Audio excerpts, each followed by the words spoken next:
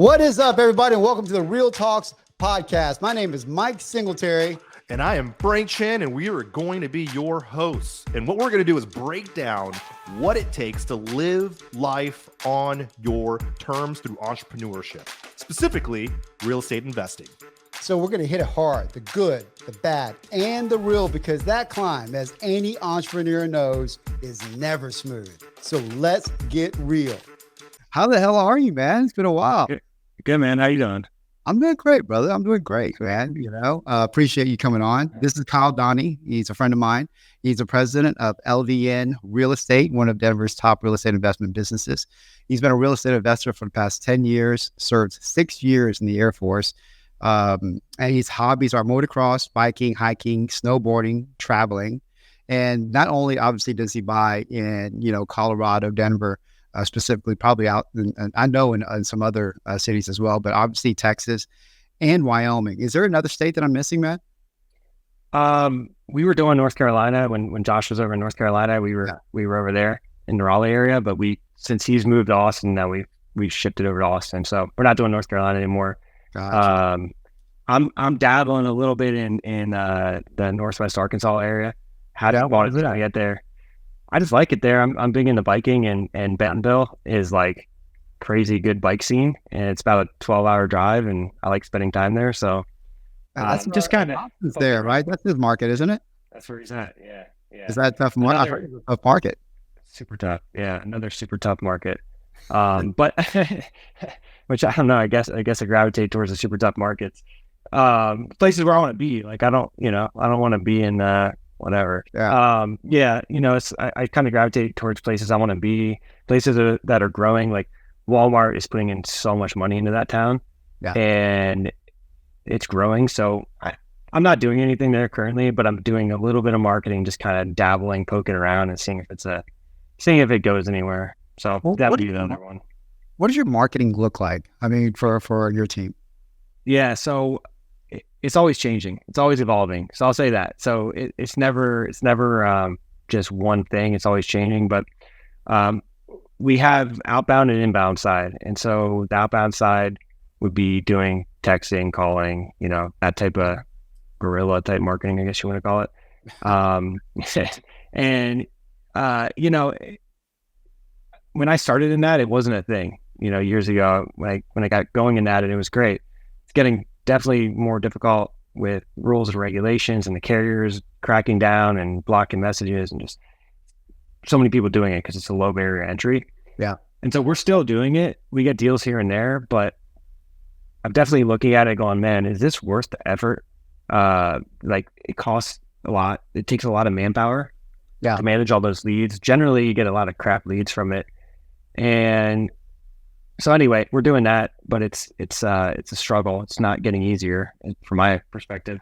Are you outsourcing the prospecting part, or you have that in team in-house? Outsourcing. Yeah. So it used to be in-house, and then just so much to manage. And so then we started outsourcing to other companies. Yeah. And trying to, that still takes management, right? Because you got to make sure they're doing what they're supposed to be doing and doing it in the right way. And there's still a bunch of management there, but yeah, not internal, outsourcing that.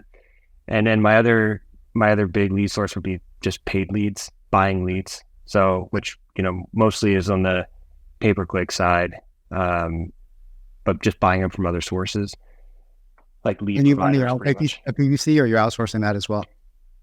Yeah, that we're not running like internal PPC ads. We're buying a lot of leads. Got it. We were running them, and I've been through multiple providers and just have never really had much success doing it internally for whatever reason. Yeah. Some I'm still, I'm looking at going back to that, but so a lot of like partnership type of stuff where people are bringing leads and then paying for those leads or giving like a fee of some sort would be another major part of it. And then about 30% of our deals come from just like relationship, I call them self-generated, but like agents, wholesalers, referrals, like that's 30% of our deals that we buy from that alone. Awesome. So do you have a process with that? I mean, how are you connecting with the local agents? How do you, because I know you're probably you're a very systematic type of guy. Yeah. You know, a lot of it we are doing like a monthly newsletter and putting that out there to all the agents in Colorado and all the investors that we can get on our list. And so we have a pretty large list there that we're doing this monthly newsletter, just kind of talking about here's what we're doing, here's our projects, and just typical newsletter thing. Yeah. And so we're testing that. We're on our 4th month of doing that and seeing if that goes anywhere. My other main thing, like to get those leads, is just Facebook is a big part of it. Just like being consistent, posting on Facebook about what I'm doing, and I try to do that once a week. Like I just try to post either pictures of the houses we're working on or before and afters or just whatever, a little update. But a lot of just kind of like watching the different groups and looking for the wholesalers that aren't like the big national wholesalers that have bad deals. So I'm looking for like the little guys getting into it and seeing, try to build relationships there. So hitting them up and saying like, hey, here's what I do. Here's how I buy. Here's what I'm looking for. Like, hit me up if you have anything. I'm glad to take a look and give you feedback. And I think the one thing that I do that a lot of people are really bad at is like, they do that. People hit them up and then they're just not responsive. They don't give offers. They don't like follow through. I make it a point, I make it a point to, if somebody messages me, I'm messaging them back. Yeah. I'm giving them feedback. I'll say, hey, like it's not a deal for me because of X, Y, Z, or it would be a deal for me at this price, even if it's $100,000 less than what they're wanting for it. So just kind of like educating them and just being a good communicator with them goes a long way. Building these relationships. That's so much better than what I do. I mean, I've gone down that route, and I think a lot of us has, and you get a bunch of crap deals, right? Because these guys don't really know how to underwrite, or they're trying to make a deal happen where there's no deal there, and then puts their underwriting on you. And I usually have a rule like, hey, listen, if you give me, more than 3 crap deals, I'm going to have a hard time, putting time into this, right? And of course, I don't hear from you again after that. But it sounds like you're really taking that time to kind of educate them and walk them through things, which obviously probably builds more rapport too. Yeah, I mean, it does for sure. I mean, I try to streamline stuff a bit there. Like I have a bunch of stock responses and stock, like just like templates, right? So like if I see somebody, I'll hit them up and like, I'm just taking it, going copy paste, here's my buy criteria. Like, cause I get people all the time, like, what's your buy criteria? I got tired of typing it, right? So it's like, all right, I'm going to type this once, I'm going to save it, and I'm just going to send everybody that asks me the same thing. And so doing things like that, like helps streamline it. As far as like, I know what you're saying. Like to dig into a deal and comp it and do all that work takes time. Like it takes effort and time. And so like, I'm not doing like a deep full underwrite on these deals. I'm just like high level, all right, here's what I see. Here's what you gave me. Like, here's roughly what it's going to look like, just ballparking numbers. I'm not like, here's the final offer, here's specifics. I'm like, I'm roughly in the 350 range, depending on whatever circumstances. Gotcha. So, Let's kind of back a little bit. Let's go back a little bit, brother, because you're in the military. You got out of the military, right? You were in there for 6 years, obviously, right? Did you go straight into real estate, or was there something else in between? Yeah, there was other stuff in between for sure. So it was 6 years. 2 of it was active, 4 of it was reserves. So when I went in like right out of high school. I didn't know what to do, so I just went in the military. That seemed like the best fit. The recruiter told me I'm going to travel all over the world. I'm like, cool, badass. Like, I don't got anything else to do. Let's go do that. Sounds good. And so that's what I did. And I found out real quick, like, I'm not meant to be told what to do. I'm not wired like that. Yeah, like it's horrible. Yeah, like I'm just not wired like that. And so it wasn't for me, right? Like it taught me a lot, right? It taught me a lot of discipline, and it taught me a lot of things. And kick my ass in shape, really. Like that's probably when I went from just whatever floating along to like being more focused from that experience. But it taught me like, hey, this is not, I just don't fit into the system, right? And so after the military, I went to college and played around there for a while, right? And got my degree and messed around. And then I had like little side hustles while I was in school, so like my main side hustle was flipping phones, buy them and sell them I'd buy them off Craigslist or wherever and really? Flip them. And I was in college. That's awesome, man. These phones. Yeah. I was like making money doing that as like a little side hustle. And, I picked that up from Josh, actually, and he was doing it. I started listening for him on eBay and just like taking a little fee, and I started doing it myself. So that was like, got Not me. to make money, dude. Truthfully, there really isn't, right? I mean, I don't care how broke you are. There's really not much of an excuse not to make a little bit of coin if you have some hustle on you. Yeah, I mean, it's just like there's so many things you can do, right? Like, Yeah. but yeah, that kind of like kicked off the hustle. Like that kicked off the like, oh, like if I just get out there and make some offers, I'm gonna get this deal. And there's like, I just made a chunk of cash or just flipping this thing, right? And so Right. that kind of put me on that journey. But when I got done, I was in school in North Carolina. I went to ECU, and when I got done, I was like, man, what am I gonna do?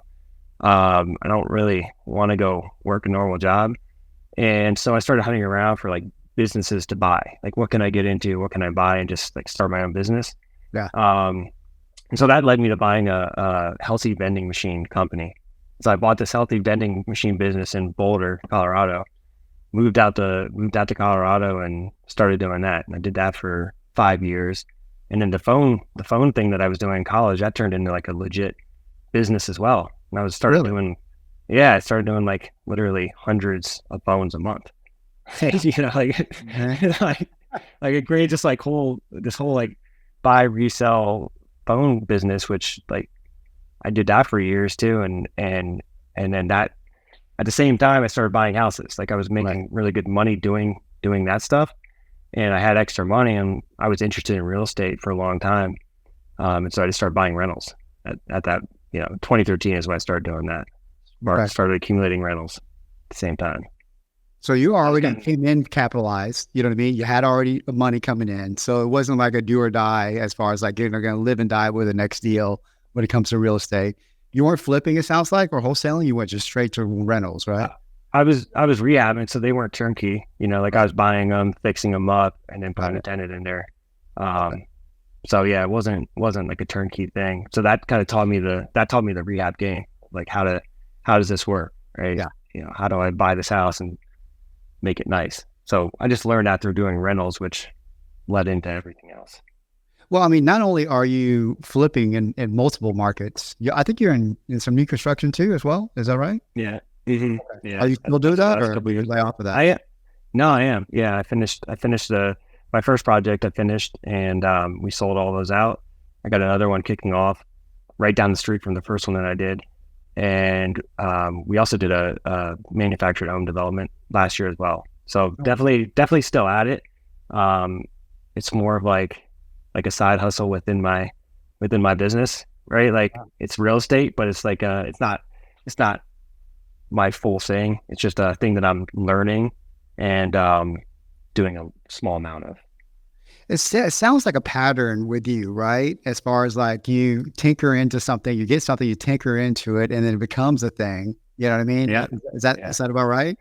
Yeah, I mean that's the purpose. Yeah, that is right. I mean that's like I'm making active money from flipping the houses and buying rentals and whatever, right? So it's hard to say like, okay, I'm just shutting this down completely and like I'm 100% into development, Right? I think that I don't know anything about, right? It makes sense. And so yeah, like I'm not gonna go all in when let's try it first. That's kind of my philosophy. So that's kind of what I've been doing is, all right, I'm gonna try this first, see how it goes. Do I like this? Does it make sense?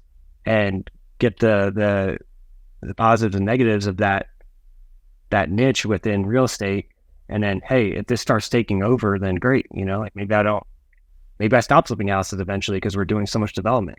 Mm-hmm. But it's not there. Like I'm not forcing it. I'm learning it. There's a lot to learn in that game. That's pretty powerful, right? You're not forcing it. You're learning it. I love that. I love that process. You know what I mean? Yeah.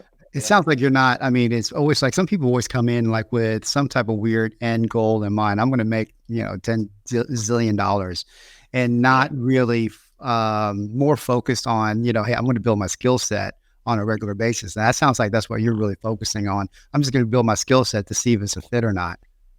Yeah, 100%. Yeah. I mean, it's learning, right? Like it's just like those other businesses, with the phones, like, all right, well, I was just doing it as a side hustle and it turned into this big business.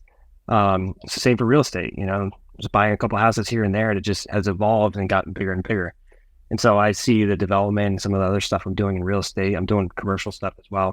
I see it as the same thing. Like I'm learning. I have a lot to learn. Like it's endless. There's so much. There's levels to the game. You come in and you're wholesaling a little bit. You're buying rentals and you're flipping. But once you get into, let's say, development or commercial, like it's another level. You're dealing with a different type of game, bigger money, people that they, quite frankly, like they know what they're doing. In the wholesaling game, like it seems like it's mostly like newer people, right? You're dealing with a lot, within the business. You know, it's a more mature, like more mature thing, more mature like niche within real estate.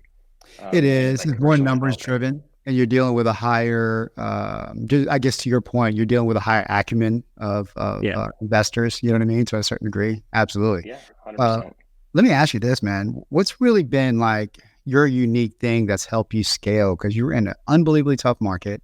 You've done unbelievably well, right? Well, what maybe a couple of factors. What's the thing that you put your finger on and go, man, this is what separates me from what I noticed from others? It's tough to answer that.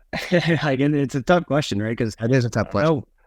I mean, one major thing is I show up every day, and like I am 100% a student of the game.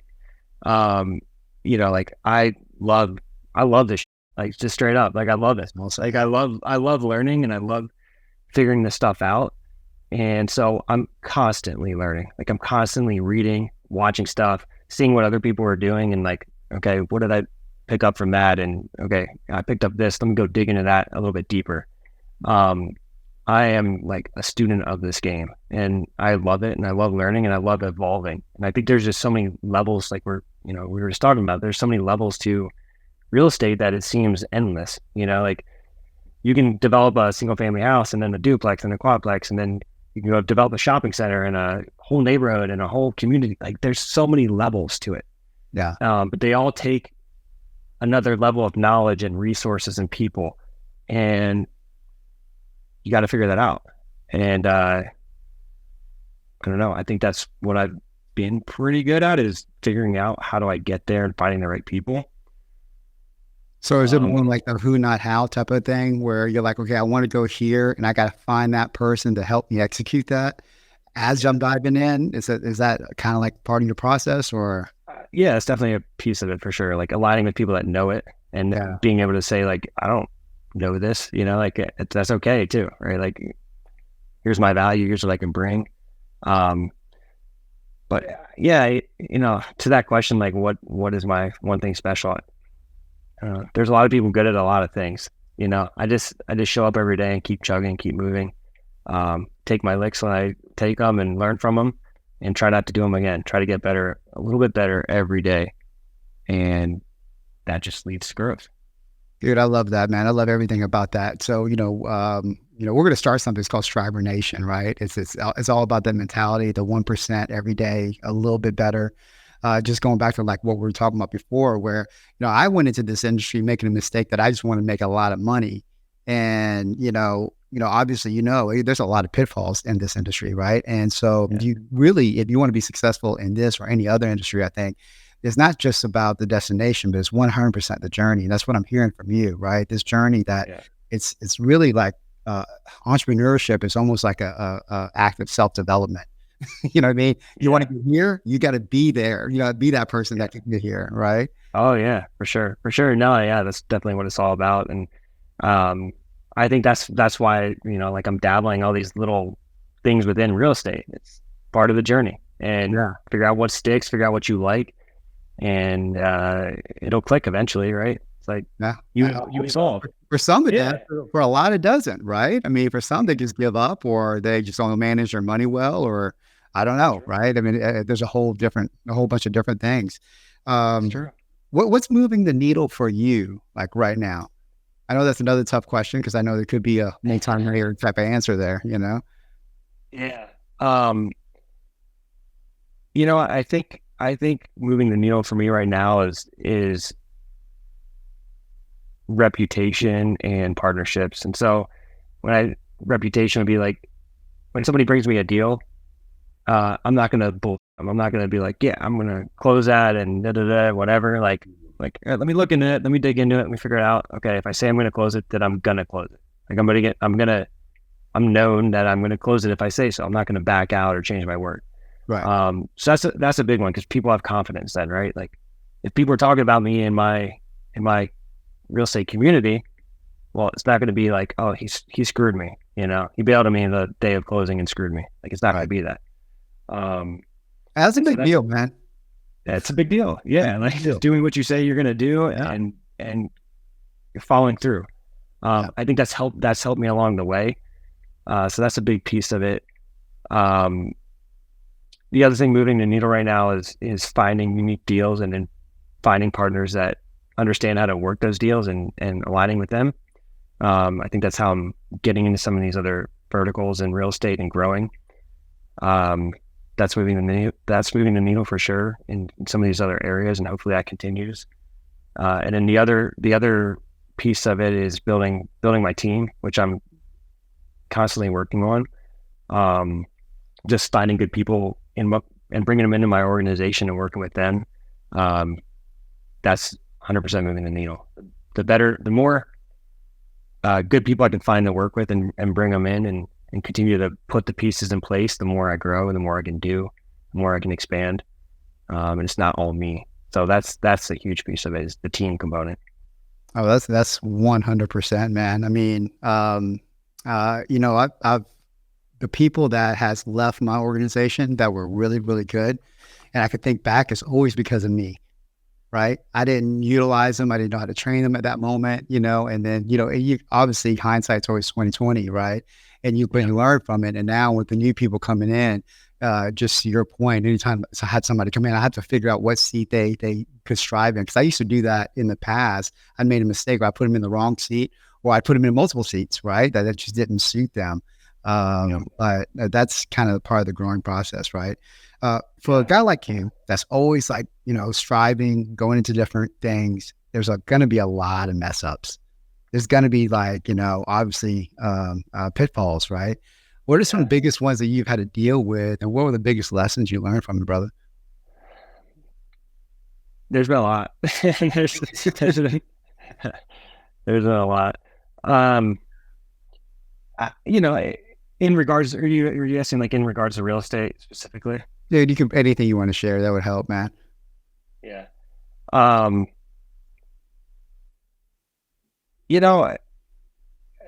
Early on, it was just getting into these projects and just being alone on them, right? Like just me doing these projects and not knowing, like, I'm not handy at all, honestly. Like I don't know how to do anything. So when it comes to like rehabbing a house or working or anything, right? So like early on, like one of the biggest things was like getting in these deals that are like trashed, right? And like, all right, like I was hire somebody. Well, it's just not that simple. You know what I mean? Like, yeah, it's great. Yeah, exactly. Like, yeah, I was gonna hire this guy that knows what he's doing, or told me he knows what he's doing. But man, like you don't know what you don't know. And so early on in this, like I just got screwed in so many different ways, you know what I mean? Like, and just taken advantage of because I didn't know.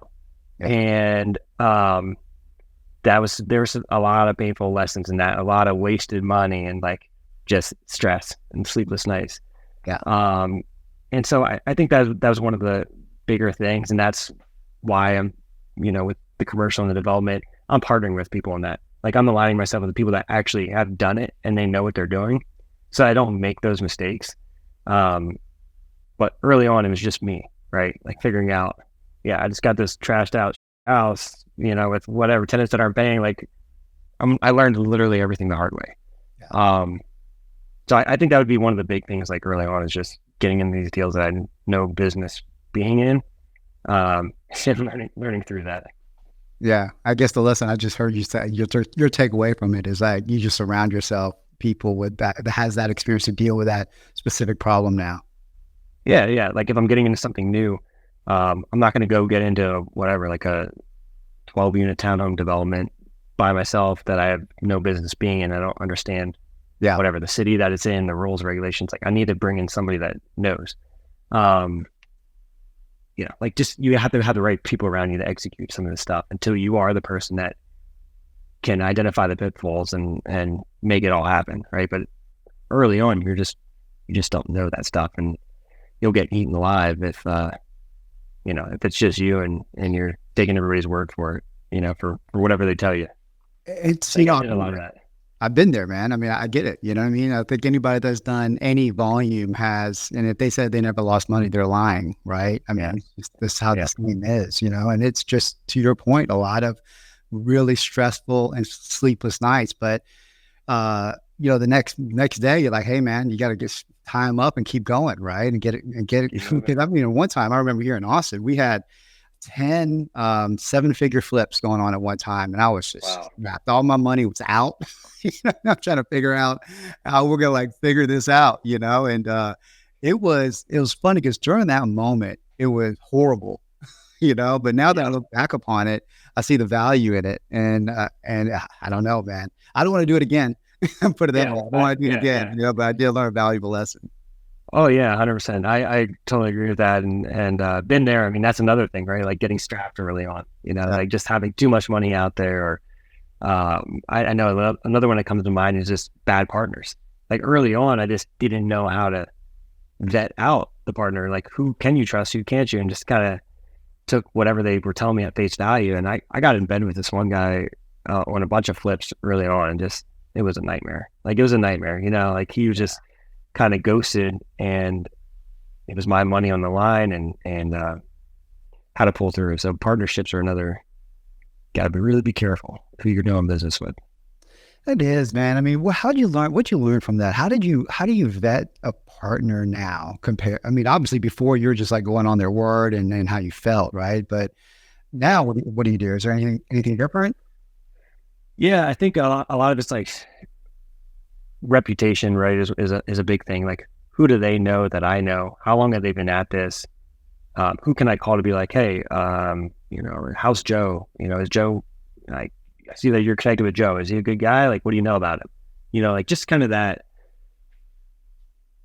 asking other people that you think know him, what they know about him. You can find out a lot just from doing that alone. I didn't do that. I didn't do that at all. And if I would have uncovered a ton of dirt. Yeah. So I think that's a big piece of it, right? Like just the reputation of the person and who knows who, and just referral is really the word for it, like getting referrals and understanding. But then knowing like, what are they bringing to the table, and figuring out, do they have money? Where are they getting their money from? Or what is it that they're bringing? Do they have a construction crew? Do they have some know-how that I don't have? Like, why are they coming to the deal? Why am I bringing them in? Right. Or why are they bringing me in? And why should I go in? That's a key one. Why are they bringing you in too? Because sometimes you don't think about that, right? Yeah. Like, what do they need me for? What do I got that they don't have? Like that guy that I got in business with, I didn't bring him into the deals. He brought me into the deals, but he needed me for a certain reason. Yeah. And it was a bad reason, and he probably needed cash, right? He needed money. Money. And and so he saw something in you at that time. I was eager, right? And I didn't ask that question. Like, what is, he had no like equity into the deal, right? Like he had nothing to lose. And you want people in the deals with you that they have something to lose. Dude, that's gold right there. That's a requirement. Yeah. 100%. Yeah. Yeah. Because they're not going to treat it. It's not going to. It's a fan when it comes to money. They got nothing in it, man. I mean, guess who's the one that's going to get screwed, right? Yeah. I mean, so and that happens, by the way, 100% of the time. You guys are guessing, right? So yeah, every time, super important. So that's definitely. I mean, I have wholesalers come to me all the time and like, yeah, like we could partner on this or whatever. I'm like, well, how much money you got? What do you bring to the table? Well, it's like, I got the deal. It's like, no, I'm going to cash you out. I'm going to do the deal myself. I don't need you in the deal. Like absolutely. Like, like there's, you just learn that stuff along the way. Right. That's a valuable lesson, brother. I mean, we're going to wrap this up with one last question. And I know this is going to be another hard one in a sense, man. If you could go back and change anything, well, what do you think that would have been? I would have got out of those other businesses way sooner. you know, especially the vending business in particular. I mean, I did that for way longer than I should have done it. And on the side, why didn't I get out? Man, good question. I don't know. Because it was just, I don't really know. Like I was just doing, it was just like a safety net, I guess. You know, like I don't think I had the confidence to be 100% in real estate. And so like real estate was the side hustle. I was dabbling, doing it. But the other stuff was like bringing in the consistent money. It just wasn't a lot of it. And then here and there, I'd pop a deal and like make what I made the whole year doing the vending business on one deal. Now, had I not been distracted with that business and even the phones too, and been focused 100% on real estate sooner, like I look back at that time frame, you know, in 2013, and I'm look at the deals I was buying and the prices I was paying, and I'm like, you know, like had I been like 100% in, you know, like we're all like that. wow. You get No, I know. 10 years, you're gonna always be that way. But 10 years from now, you're gonna say that about right now, right? I'm sure. Yeah. Like why the hell was I flipping all those houses? Like, you know, like what the hell was I doing? Like I should have been doing whatever, you know, like developing or whatever it is. Yeah, it takes time to get there, you know, and I think, sometimes you can't go all in, but just looking back, like I should have got out of that stuff sooner when it started to work and started to click, and just really believe in myself a little bit more and say, all right, I don't need a safety net. I don't need these headaches. Like I don't need somebody calling me because their dollar bill got stuck or whatever the hell, you know, like they just waste my time. Right. You know, like going to the bank with $1,000 of ones, you know, like, you know how long that takes, you know, like, it's like, At least you have coins, man. I had coins too. Oh man, Pain in the ass, you know, like just like I look back like, man, I was wasting time. I could have been focused on hunting deals and growing in this and been at a different place, but you don't know till you know. And eventually it gets to a tipping point. It's like that stuff goes away and you get focused on the other thing. But to answer the question, yeah, I think I would have just transitioned sooner and realized like, hey, I'm playing too small. Believe in yourself, step up, play bigger. Like you're good. You're fine. You got.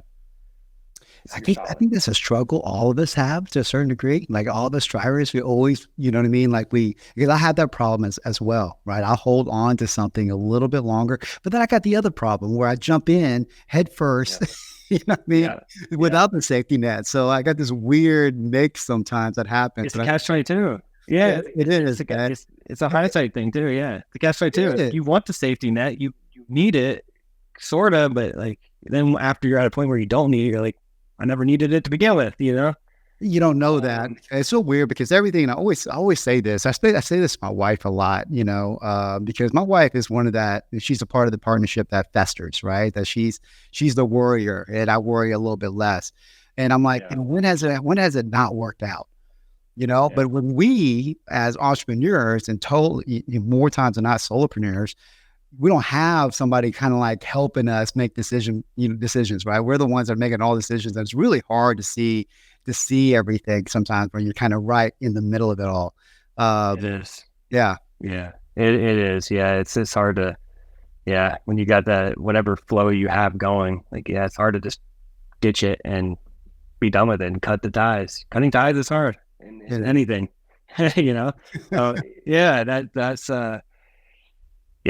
I don't know. It worked out, brother. You're crushing it. And it's been amazing to see your journey.